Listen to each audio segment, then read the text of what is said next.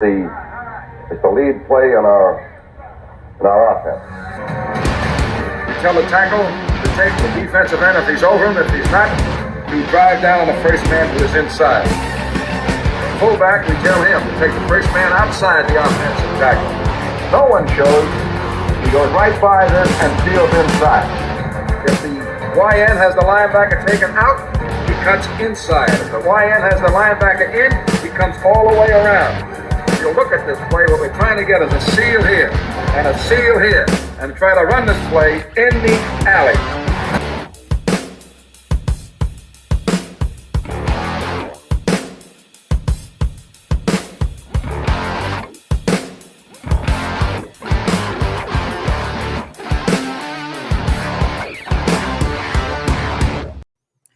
All right, what's up, guys? Welcome into Packers Total Access. My name is Clayton. You can check us out on packernet.com. You can find me on Twitter at Packers_access. If you want to email the show, you can send a message to PackersTotalAccess@gmail.com. You can text the show at 865-658-5824. We got a special guest on with us tonight here live on YouTube and Twitter, and it's our good buddy Alex. He goes by Bass, and I think he just said call me Bass because he heard my accent and said this redneck's never going to get my name right. But he obviously is from Basaraski Productions. I'm a big fan, man. Absolutely love your channel, dude. Like I was saying offline, just love your energy, always positive, always bringing the facts straight forward. Really appreciate your time. How you doing today, man?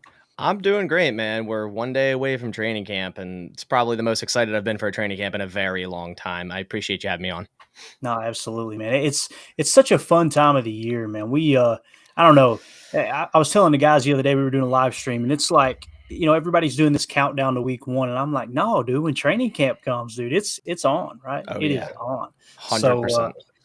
So, we've got a little bit to talk about. You know, I seen a video you released earlier today. I was actually in the pool and caught it, and you know, it kind of piqued my interest. I believe the same way it did for you when it comes to Rashan Gary. You know, you're kind of hearing some stuff now that's like, hold up a minute, will he be ready for week 1? You know, let me go ahead and share the screen here. I'm going to play a soundbite here. This is from Brian Gutekunst earlier today, just about 48 seconds long. Let's see what he said when he was asked about Rashan Gary. What's the approach with Rashan? When I asked that, not for the obvious stuff, but you know, there's the contract is coming up, so sure. You got that. He's a hugely important player. You want him out there, but there's also maybe the need to maybe press the brake a little bit there. You said, I mean, he's such an important factor for our football team. So, you know, we're going to be very cautious in that as far as making sure that he's good to go. He's got a long career ahead of him, and we want to make sure that we do everything we can to get him to where he can go let it loose. He's done an amazing job, and as you guys know, it's going to be hard to hold him back. He's ready to go. He wants to keep pushing, and he will. But at the same time, I think, you know, we'll start him off in these next 2 to 3 weeks and kind of see where he's at. And, you know, I wouldn't put anything past him because he's a different kind of guy. I love that. I don't think there's a better compliment when it comes to, you know, talking about Rashan Gary than saying he's a different kind of guy. I mean, that's a different cat, right? Oh, he is. Yeah, and I heard that, and it's like he's, and it's funny because we heard him in the locker room. I believe it was during OTAs. They said, you know, how's the injury recovery looking? How's the rehab looking? And his response was, "I'll be ready when I'm ready. I'll be ready when I'm ready." And they asked him again, "So are you tracking good?" "I'll be ready when I'm ready." Like, I just love the dude's straightforward approach. He's all work. 100%. It's wild how, like, coming out of the draft, a lot of people question his heart to play the game of football. And it's like, this dude's going to possibly come back after 9 months of a torn ACL. Like, I was really surprised to see Gutekunst say that much today about him after him being placed on the PUP with Eric Stokes over the weekend. And just to see that, like, oh, we might, you know, try him out in 2 to 3 weeks. He's ready to go. That's wild to me, because I've been hearing left and right, this dude's not going to play until after the bye week. He's going to start on the PUP. And I'm not saying he's going to come in here week 1 and play 100% of snaps, because he wouldn't anyways. But, you know, at least to maybe get him start doing individual work, I think that would be a huge step forward. Yeah, I completely agree. And we definitely don't want a setback. I don't think you'll see one with Bain. That dude is – We've done too much of the setback thing with ACLs. I can't do it anymore. Yeah, exactly. Got a little bit of shell shock from the last few years for sure. We got Jacob in the chat, says, let's go. DJ Key, go Pack, go. And then Brad in the chat says, you guys and Andy Herman are both going live at the same time as the first Packer transplants. Okay. Well, I know this. If I'd known other way bigger names than me were going live at the same time, I would have probably delayed this bit. But, hey, here we are, right? Here we are. So when it comes to Rashan Gary, let me ask you this, Bass. Let's say Rashan isn't ready for week 1, right? What do you think the starting edge defenders will be? Do you think Lucas Van Ness has a shot to start, or how do you see that playing out? So when I talk about edge, and I do a lot, like I talk about the edge position a lot in a lot of my videos, because when you look at how the Packers run it, I know a lot of other teams are different, but the way the Packers run it is rotational guys get around 35 to even 40% of snaps every single game. So when you look at guys like Rashan Gary, Preston Smith, when they're starting and when they're fully healthy, they're only getting around 65% of the total defensive snaps. When you compare that to someone like Devondre Campbell or Adrian Amos in the last couple of years, they get 100% of snaps. So the edge room is a little different. But in terms of who I think would quote unquote start next to Preston Smith week 1, I actually believe it's Justin Hollins. And it's because, he brought in that veteran presence last year. The Packers don't have that many veterans on the team right now. I thought he played pretty well. I know a lot of people are kind of against Justin Hollins. I think he played pretty well against the run, against the pass. Yep. And, for coming in to a team that just lost someone like Rashan Gary, I think he did step up. And the Packers clearly like him, brought him back this offseason after he was a free agent yet again, brought him right back into the mix. And during OTAs and minicamp, he got most of the snaps the starts with the ones in terms of 11v11, 7v7. It was mostly him. Now, Enigbare and Lucas Van Ness also got some, but I think all three of those guys will be just rotated a bunch.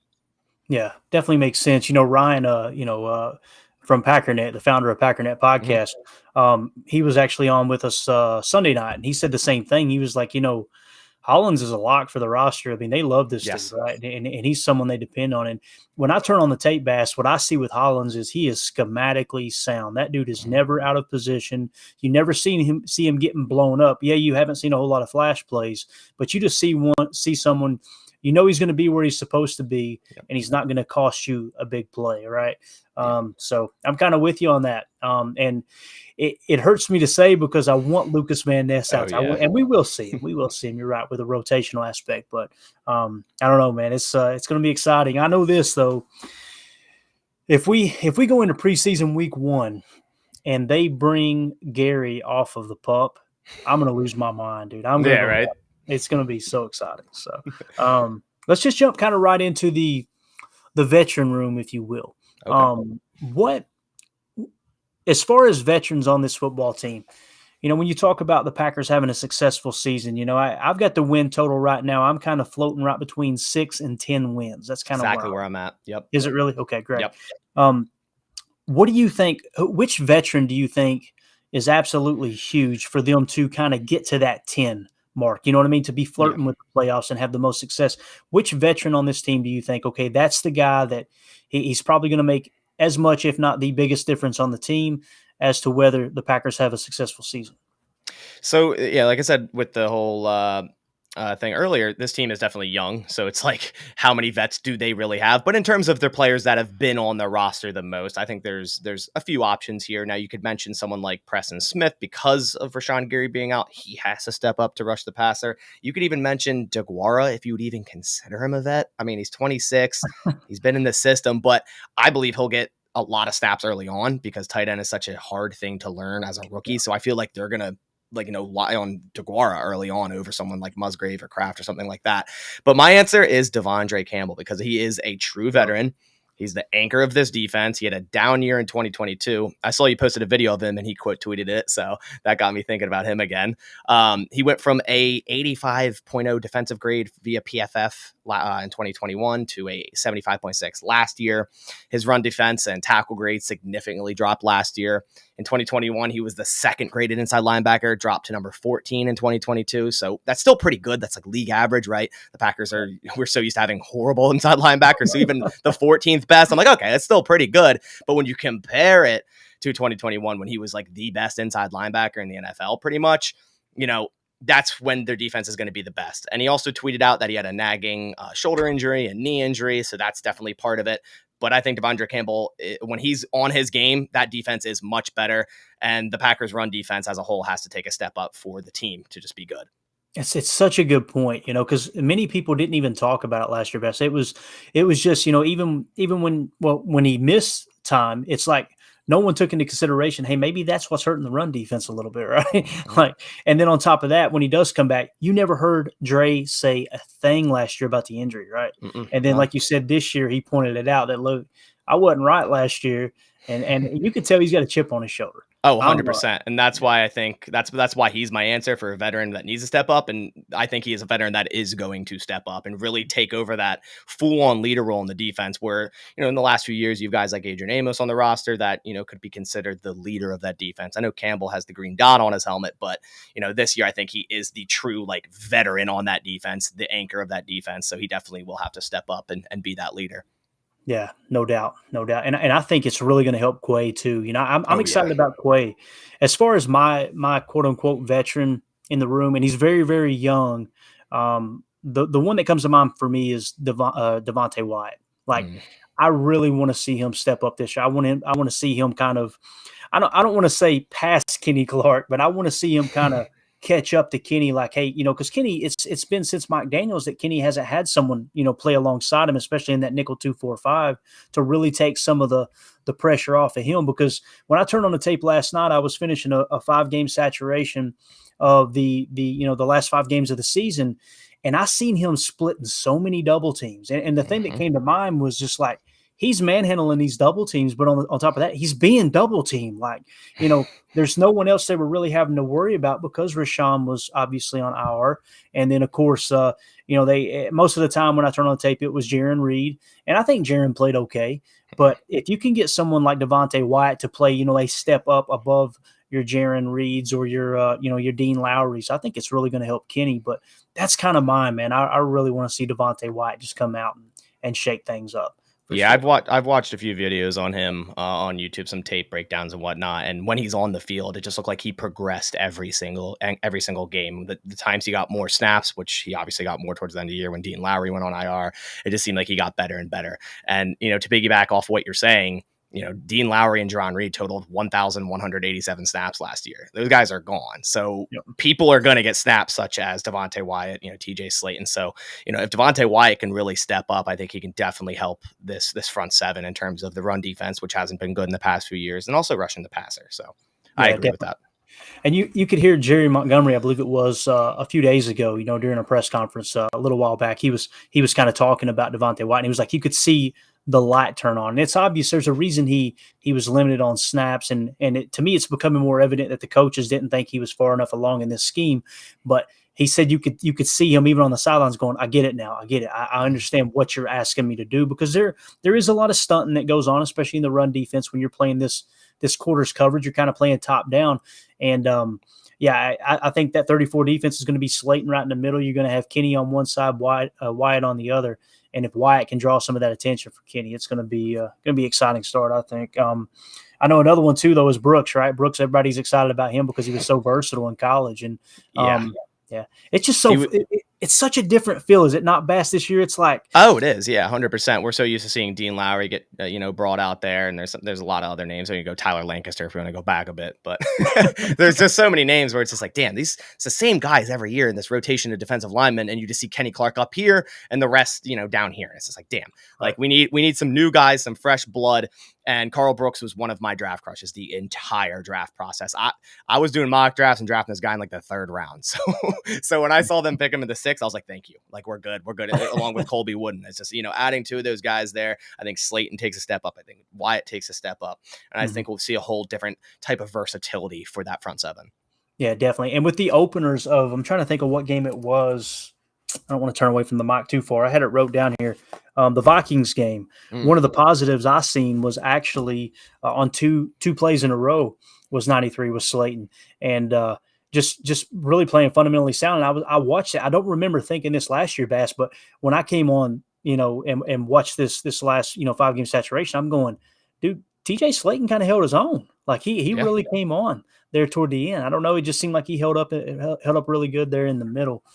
Let's see here. We got Zane in the chat say Kenny being double teamed every play. It feels like, dude, Zane, you're not lying, man. I'm telling you, you just go back and watch it, whether you got Game Pass or you can just watch the game highlights, just key in on Kenny, and it's every single snap he's got a double team. So maybe we can free some of that up this year for sure. Yeah, man. As long as other guys take on some of those double teams, Yeah, exactly. And they're going to have to prove it, right? Everybody's watching tape. Everybody knows what happened last year. They're going to continue to double team him until, like you said, someone else kind of steps up and goes, okay, we got to plug that gap too.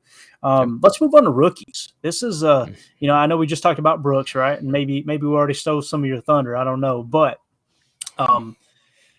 when it comes to rookies, just like, the same question is with the veterans, what rookie kind of comes to mind for you? You go, okay, if this guy can step up, it could be a difference maker. Maybe if you want to go into as much detail as you'd like of why you think they would be a difference maker. So again, just like the vets, I have a couple options here I want to go over firstly. So one of which is Lucas Van Ness, and that's if Gary isn't ready. And that's just because, like I said earlier, he may see 30 to 35% of snaps week one, like right into the fire. And that's going to be important that he knows what he's doing. He's in the right position. He does the right things on that defense. So that's one of them. Another one being Jaden Reed, because I believe a third wide receiver for this Packers offense is going to be very important, especially a slot. Now, I know Reed is outside end slot, played pretty much 50-50 in college. Right. But I believe at the end of the year, most of his snaps will be in the slot for the Green Bay offense. And it's going to be very important for someone like Jordan Love to start building rapport with the receiver and finding his security blanket on third down for this offense to move the chains. I feel like someone like Jaden Reed could end up being that. But the third one, and my answer might be a little bit of a surprise here, is Colby Wooden. So you said you might have stole my thunder with the Carl Brooks. I'm going Colby Wooden because of what I said earlier with Lowry and Reed, both of those guys being gone. That is a lot of snaps gone from that room, and these younger guys are going to have to step up. They are going to play a lot of snaps. Like there's no that's going to happen. They're going to play a ton of snaps. As I said, Lowry and Reed totaled 1,187 snaps last season. That's over 300 more than Kenny Clark. So if you combine those two, it's way more than what even Kenny Clark got. That's a lot of missing snaps. And yes, like you were talking about Devontae Wyatt and Slayton, they will get obviously a lot more snaps than they did last year, but even they totaled 557 snaps. So if you combine those two, you're looking at over like 1,600 snaps. So, if Wyatt and Slayton do get their jump, there still is going to be a rotational snap count that is definitely going to have to be filled up by, Colby Wooden. In my opinion, he's going to get more snaps than Carl Brooks year one. I love Carl Brooks, but I think Wooden is more of a pro-ready guy right now. And, if there's no pass rush in this front seven and there's no run defense, the whole defense will suffer. Yeah, definitely. Zane in the chat said, and this kind of goes off topic. Let's just talk about it, man. This is something I've kind of mentioned on my pod many times, Best. Zane says, is this Kenny's last year with the Packers? When you talk about the salary cap, how it kind of blimps next year when it comes to Kenny Clark. Some would agree that he has not performed up to the 20 million range. I think some of that, PFF kind of suggests that's true, right? And I think you would agree PFF isn't everything. It's definitely a tool I trust more than anything, probably, but it's not everything. No. What do you think, man? It's just the fake GM that lives within me wants to go, yeah, it probably makes sense to move on from Kenny and free up that cap room and get a stud in here. But on the other side, it's like, I don't know, man. Kenny ain't going anywhere, right? Yeah, I don't think he does, just based off of his salary. So like you said, it does go way up next year because this year his cap hit's like 12.9 million and it jumps up to 27.49 in 2024. But the difference there is if they were to try to move on from him, a lot of that's going to turn into dead money, 24 million of it with a pre-June 1st. But, if they did a post-June 1st designation trade or whatnot, then they would free up 17 million. So they very well could do it. But I just don't see them doing it. I mean, he's still 28 years old. Like, if he was like 30, 31, I'd be like, all right, like, you're not going to pay a guy that's 30, 31, that amount of money. But this guy, I mean, when he came into the league, what was he, like 20, 21 years old? And it's like, dude, this guy's becoming one of the best defensive linemen at like 22, 23. It was ridiculous. And I think their defense is a lot worse if he's not in the building, like a lot worse. So I just don't see it happening. I feel like the Packers are going to do all they can to keep the best defensive players they possibly can because they have a new quarterback. You're going to have to, have a very sound defense in order for Jordan Love to succeed. Yeah, least amount of turnover possible for sure. Yep.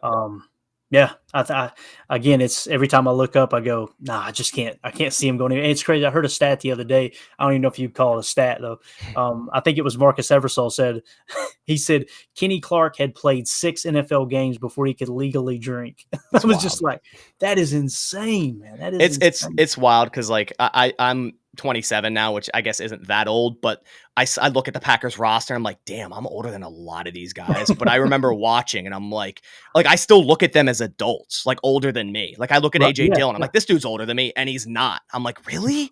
Like, how is this a thing? Like, am I like this time is flying by? Cause I remember when I'm 13, 14 years old and watching the Packers and it's just like, damn, now I'm older than like a lot of this roster at this point in time. It's wild. It's wild. I'm going to tell you right now, Bass. It gets worse, man. I'm 40. All right. You start looking up and you go, damn, their kids are in the league now. Like, how did this happen? Right. Yeah. Antoine Winfield Jr. and stuff. You're just like, damn, been around for a while. We got a caller on the line. We got Jacob from Wisconsin in the house. Jacob, how you doing, bub? I'm good, man. I'm 36, Baz. All right. So why don't we just pump the brakes? I still looked at Rodgers as like he was my dad's age, and he's like 3 years older, maybe. Yeah. So anyways, number one, it's just a pleasure to kind of meet you, talk with you. I've been a fan of your show for a while. One of the things I wanted to get your opinions on would be the wide receiver room, and in specific, I believe, were you a Grant Dubose? Did you make a video saying how you thought maybe he could possibly sneak in there on maybe the 5 or 6 string? Yeah, I mean, he's gonna have to get on the field. So him starting on the NFI, not playing at all in the OTA or not practicing all in the OTAs and minicamp isn't a good start. Just because of all that, he probably will end up being a practice squad guy, and I don't see any other teams, snagging him. But in terms of his tape, yeah, I do like it a lot in terms of what he could bring as like an outside receiver possession type of guy. I like him a lot better than Malik Heath because I went back and did a Malik Heath video and I was like, damn, I do not like this guy at all. There was a lot of like hype around him. And none of us that were, we couldn't see what Malik Heath was doing at practice. A lot of people were just tweeting about it. So I was kind of like, I'm going to go see what the hype's about. Let's go watch his film. But I didn't like it at all. But Grant Dubose, very similarly to Samori Toure last year, a 7th round guy. I went in, watched the tape, and I was like, okay, like this guy shows a lot of promise, especially a 7th round guy. So if he can get on the practice field, I think he can, show what type of player he is. Good stuff. Gotcha. Good stuff. Hey, Jacob, you're going to like this. I'm going to show it on the screen right now. This is Zane in the chat said, Brenton Cox is who I'm looking for. So while you're on here, this is Jacob's big crush this year when it comes to the Packers and obviously undrafted free agent. Jacob's one of these guys that, much like myself too, you get excited. You root for the young guys, the bottom half of the roster. Always. They could sign a custodian from East Green Bay High and we would be like, come on, Ernie Herbert 2.0. Let's get it, right? How do you feel about Brenton Cox Jr., man? How do you feel about Brenton Cox Jr. there, Bass? Oh, okay, my bad. I thought you were talking to Jacob. My bad. I feel good about it. Jacob feels. I promise. Oh yeah, yeah. I know. I feel good about him. I also made a couple of videos about him, and I watched his tape as well. There's a lot of it. Like I was like, when I saw all 22 I could get on him, I was like, damn, there's a lot I could watch. So I went into a lot of it, and the main thing I took away was everyone else's thought is how did this guy, become undrafted? It was simply the off the field type of thing. So I think everyone agrees that if this dude can put it all together and remain, in a good headspace, which, is a lot of players' issues in the NFL, I feel like, I think he can easily make this roster and be maybe not like a huge snap count guy this season, but at least make the roster. Like anything's better than Jonathan Garvin making the roster, in my opinion. So like Brenton Cox offers like so much more upside than him, and it's not even funny. So and he shows up to practice where Jonathan Garvin.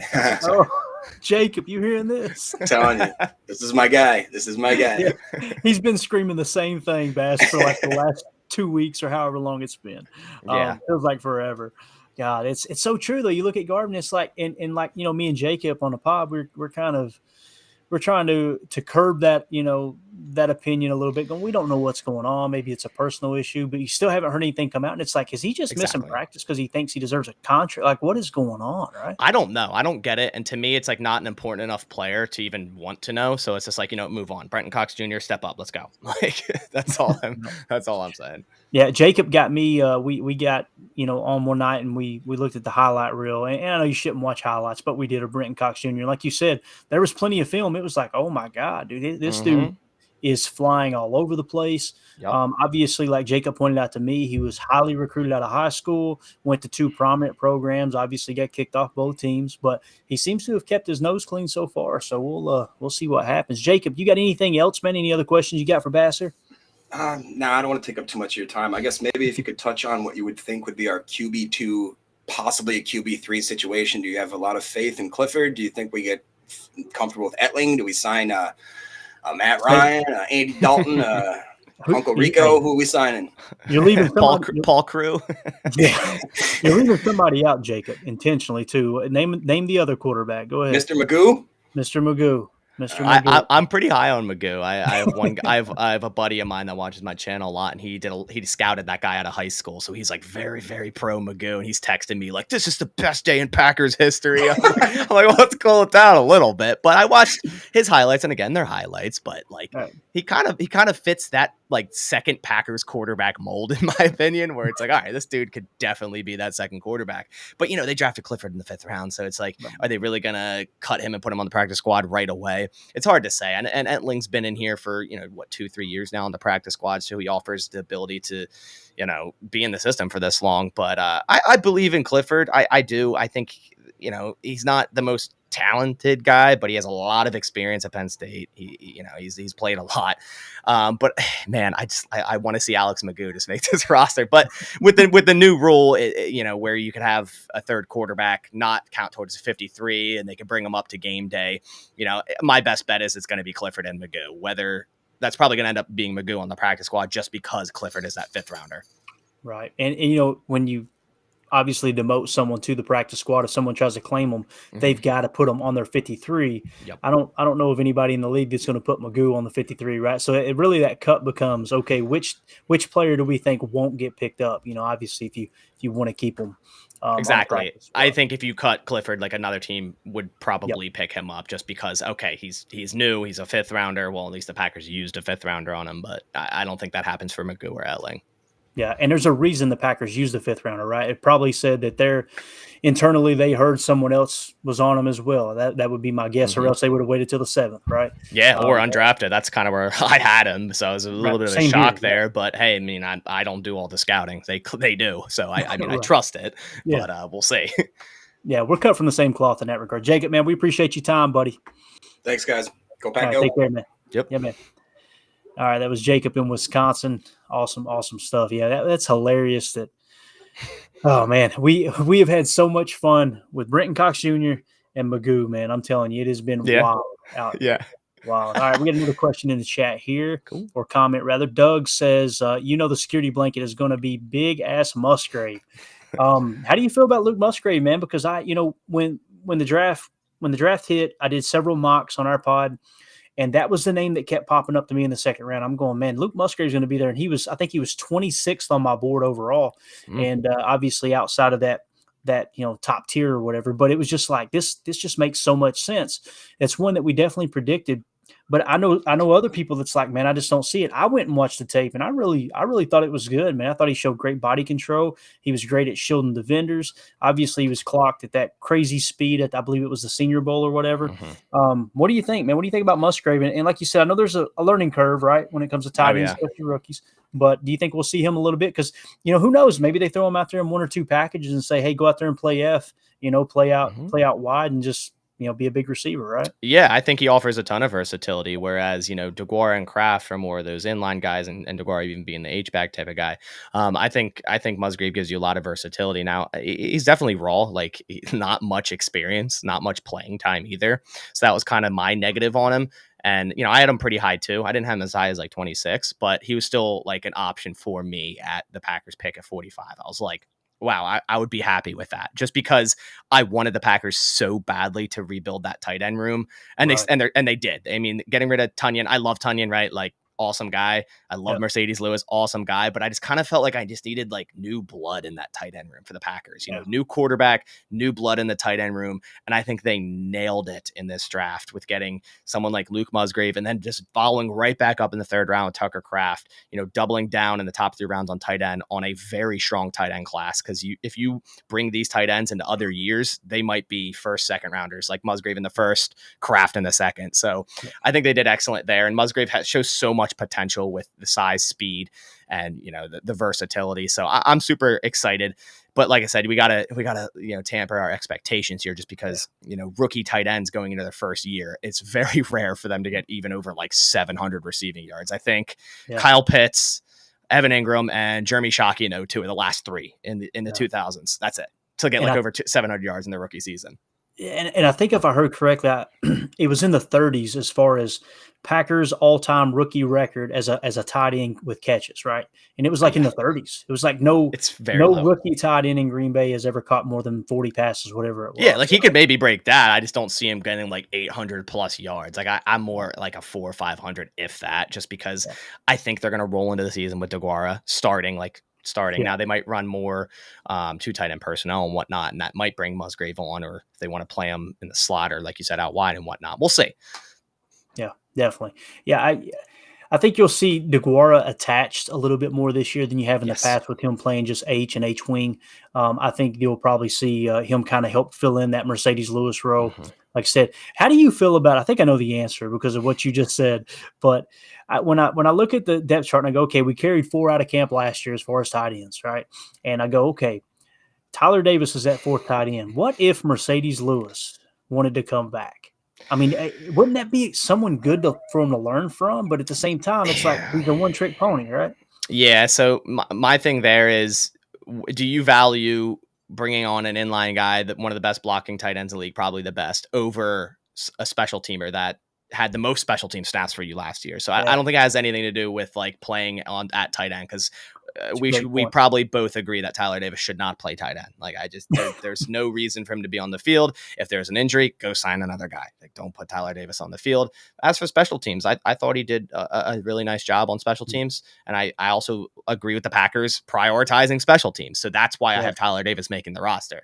I don't even classify him as a tight end when I have him making the roster. He's a special teamer, right? So, but if they feel the need to bring in another blocking guy and Mercedes Lewis wanted to play again, I'm all on board. Carry 5 tight ends. Yeah, definitely. Yeah, and it's special teams. It's amazing.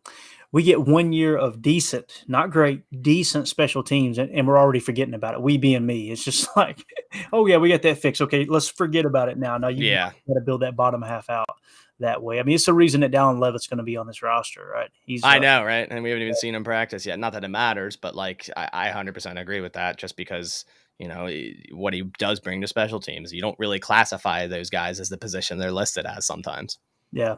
We got Zane in the chat here. I think he's looking for a little bit of therapy. He says, I'm just worried about safety. Listen, Zane, if you're looking for us to make you feel better about that, we're probably not the 2 guys, right? So what do you think about the safety room, Bass? I mean, they bring in some young blood there, right? Yeah, I'm a little worried. I was a huge Darnell Savage supporter. He went to high school like right near me in Newark, Delaware.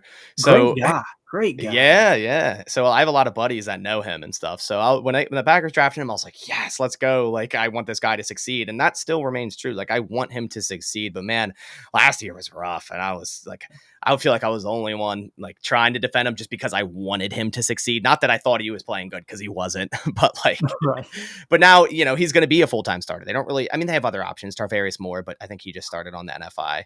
The news just came out like an hour ago. So they have Tarvarius Moore, John Owens, and they drafted Anthony Johnson Jr., who I am high on. So I think Johnson Jr. could really surprise a lot of people come like mid-season, say if it's, you know, Savage or Rudy Ford, you know, aren't playing up to level or someone gets hurt. I think Anthony Johnson Jr. could fill that loss of Adrian Amos pretty well. I think he's a very similar safety. When I went back and watched his tape, and I'm like, this dude can play downhill. He's a solid tackler. He can hit hard. He plays against the run very solid. So I think he could end up seeing snaps, you know, a lot earlier than people think. But in terms of the 2 starters, man, I'm confident in Rudy Ford, and I'm just hoping Darnell Savage can be utilized correctly and he can stop getting in his own head and just play to his strengths. Yeah. And if you put any value into PFF, which I know I do, I'm pretty sure you do, you look at the safety grade there, whether it was Savage or it was Adrian Amos, it's like we can only go up this year, right? I They mean, were of both course, terrible. They were both bad. yeah, Yeah. and of course, then we go out and sign Jonathan Owens, which was right there with them. He Right? was like the only one above Adrian Amos or something like that. Yeah, it was terrible. Or the only one that was like right below him or something like that. Like they were all like bottom 5, like in terms of PFF. I remember seeing that and I was like, all right, like whatever. Yeah, we were cracking up. We were like, Goody has definitely got a top. There's no doubt about Yeah, it. he already just the sort button, he had it accidentally flipped on the PFF for grade. He's like, oh, those guys looking good. Let's get that guy in the roster. Look, he's right. He's just like Adrian Amos. Let's bring him in. Or he accidentally combined both of their PFF grades, and it And it's still below 70 now. Right? Yeah, it wasn't even elite. No. Unbelievable. Yeah, I don't know, man. With the safety room, of course, we've seen today Tarvarius Moore, right? I believe he is a non-football injury list. Is that right? Is that what he's on? Yeah, probably could have hurt himself training or whatnot. It doesn't mean it's like significant. Like he could be activated in 2 days. I guess it's just he probably got hurt lifting weights or whatnot. But and it was away from the facility, right? Yes. Yep. Yeah. Gotcha. The other one I think was Tariq Carpenter. Similar thing, and it sucks for these guys, Bass, because like you've got to stay in shape, right? And it's okay. Yeah, you can go into the facility and work. And if you're in the facility and it happens, then obviously you don't have to worry about that issue. But at the same time, man, this is your quote unquote off time. This is your off season. I'd be afraid to do anything, man. I'd stub my toe in the fridge and lose my paycheck. Yeah, man. And especially for those, bottom roster guys, it's like that could ruin you and ruin your career. And then all of a sudden you're not finding a job at any other NFL team and you're done. So it's like that could happen falling down the steps. It's like, damn, that's intense. So yeah, man. And with, like you said, with Tariq Carpenter, I believe, do they have him listed as a linebacker now? It's funny. They have him listed as a linebacker, but when that report came out, they had him listed as a DB. So it's like I don't think he knows. I don't think any of them know what he is. So I don't know. Yeah, no clue at all. All right, let's see here. We've got Mr. Green. We got Tim in Green Bay in the chat says, do you guys think we'll end up with 3 QBs on the 53? We kind of hit on that earlier a little bit. If you had to say yes or no right now, Bass, what are you going with, bro? You going definitely no, just because of that new rule. Like there's no point to keep 3 because you can have one that's on your practice squad that's not on your active roster, and they can be brought up every single game day and can dress. So that's basically 3 quarterbacks there. So I don't think any team will hold 3 quarterbacks in the NFL this year. We should have reached out to you sooner, man. 20-second answer. We would have got all that cleaned up because we've all been trying to figure out exactly how this rule is going to. And it's funny because Goot kind of talked about it earlier today, and it's he kind of, I don't know, he just kind of leaned towards the vibe you got was, they're not carrying 3. It just makes no sense. Zane in the chat says, how do you guys feel about Isaiah McDuffie? I liked him last year in the preseason. I'm a big McDuffie fan. Same. How about you guys? No, same, 100%. Yeah, I wanted him getting snaps over Barnes. So, now that Barnes is gone, he had his stint, right? He came in there, undrafted UCLA, and that game against the Vikings, you're like, who is this guy?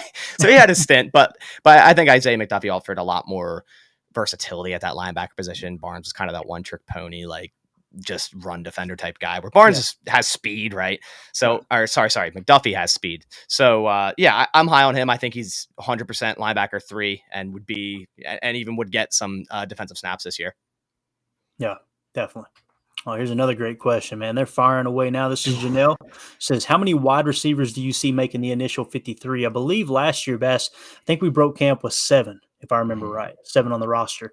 I know we did our little 53 man roster kind of breakdown the other night with Ryan and Jacob, and I believe we all kind of agree we see 6. Do you see it the same way? How do you think that's going to unfold? Man, I switch like every week from 6 and 7. Like it's like every week something else. I do little research or watch more tape, and I'm like, oh, it's going to be 7, and then I'm like 6 the other week, man.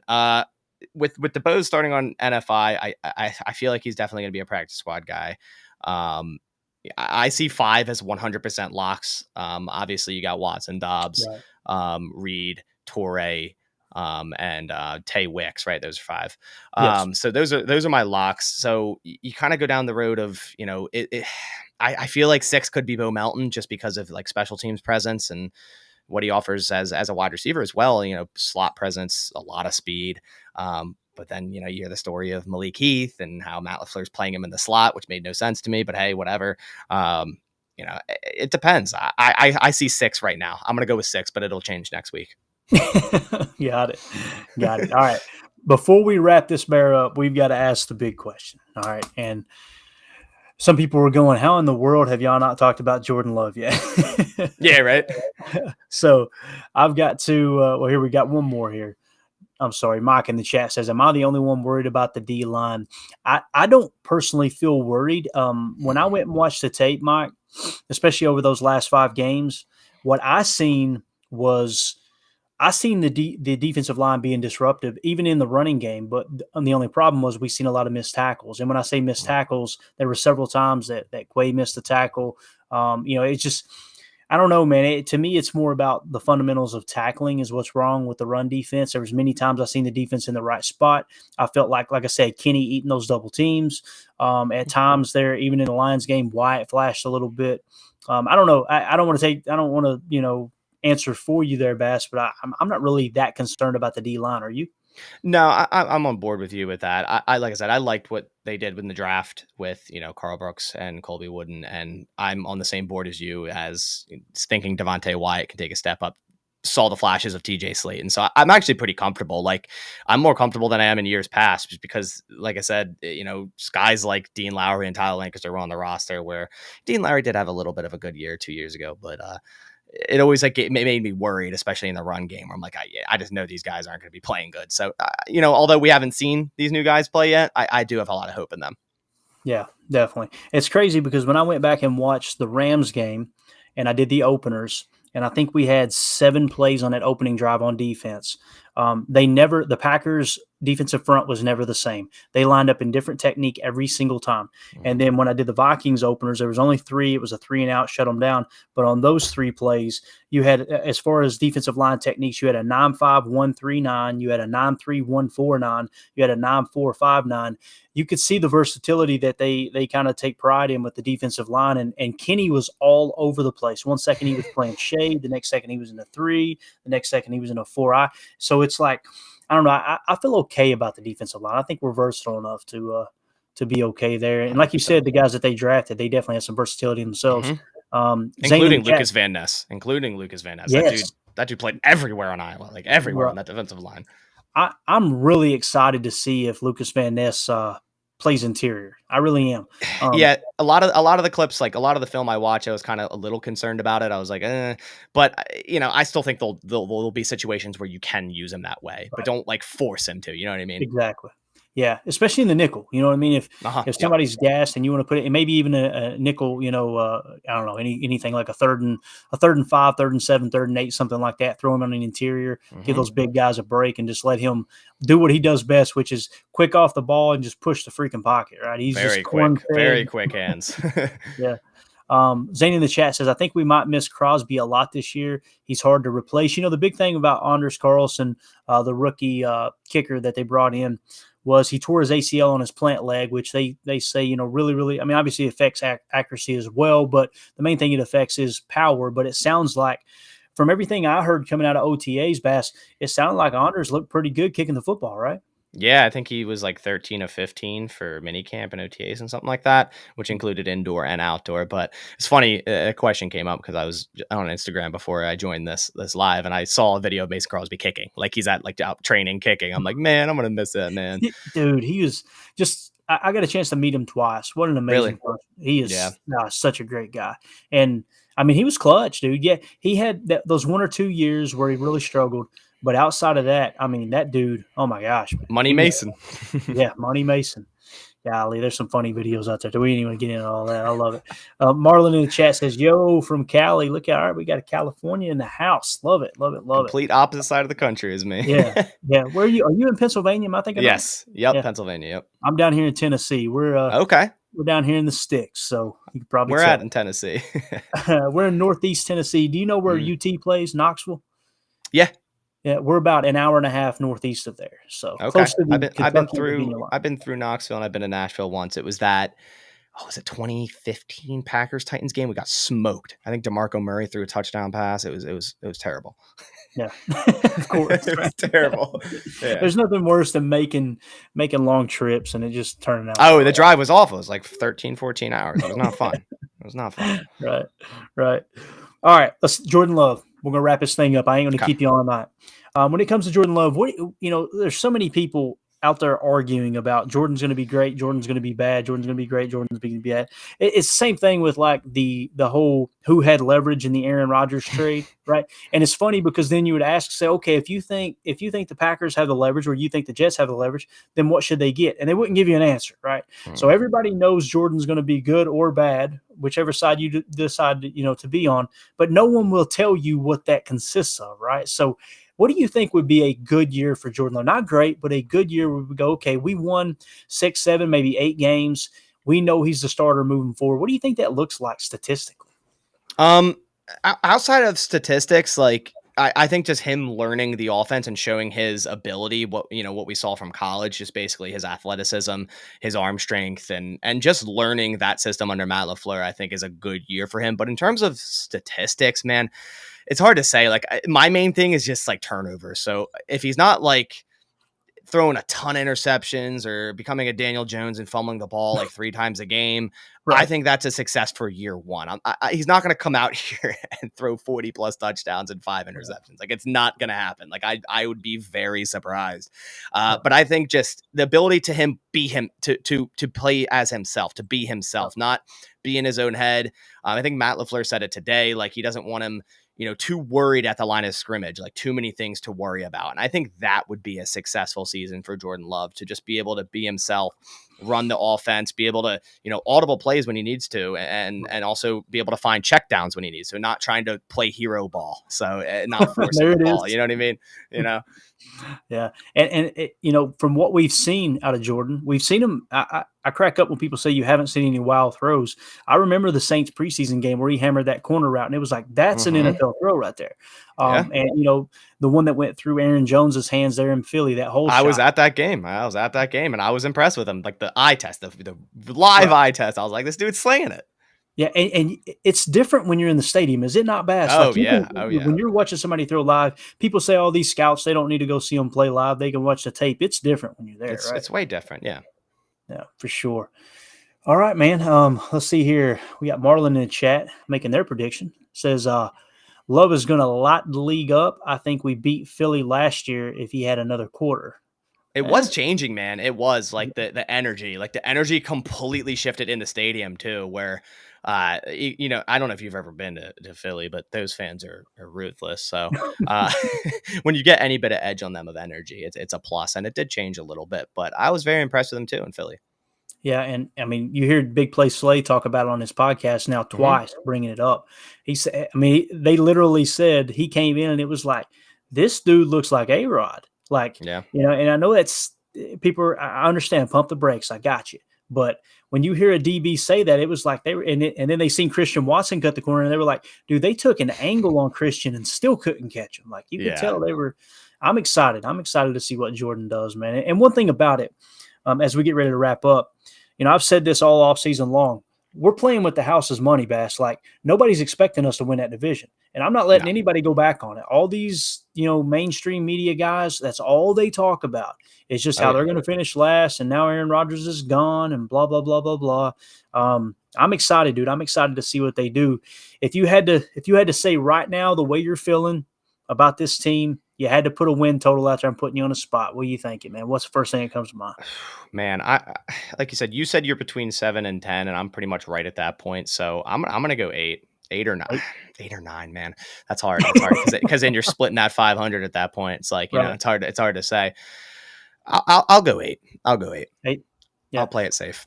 They come out and win 8 games this year. I'll be like, all right, we have everything we need foundationally. Let's make a few tweaks here. Let's let Jordan get his feet under him. I'd be all about it. To me, I put a tweet out the other day, and all I simply said was, if Jordan Love comes out and throws for 25 touchdowns and 10 interceptions, I'm going to lose my mind. That's to me, if you can keep that, touchdown to interception ratio, somewhere in that 2-to-1 range, I think this team's going to be competitive. I really do, man. Really, really. Yeah, I agree. It's about not turning over the ball, and I think we have a decent defense. We'll see what Joe Barry can do with it, but so we'll see.